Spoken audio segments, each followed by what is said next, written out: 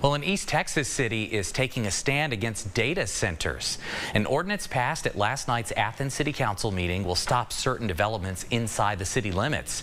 GMET's Zori Jones was there and has reaction from the neighbors who still have long-term concerns. It's new on GMET.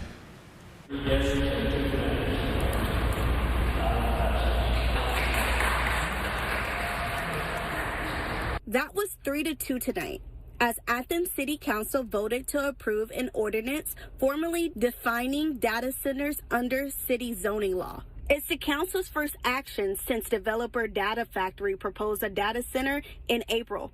Greta Shelton, who spoke at tonight's meeting and lives in Athens, says the vote was close, but she's relieved. I am happy with this decision, but I'm girding myself with the armor that is necessary because there's going to be another battle.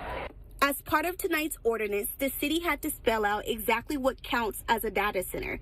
Under the new rule, a data center is defined as a facility larger than 500 square feet used to house computer servers. Shelton says she still has questions about what data services could mean for the community long term. It's not just people. We live in a very agrarian area that cares about livestock and cares about animals. So we need to know more. Shelton says tonight's vote won't end her involvement. She plans to keep watching for any future proposals in Athens or just outside the city limits. If you care about your community and you don't feel like you're getting open communication from your representatives, then stay on them. Keep them righteous. For Good Morning East Texas, I'm Zori Jones.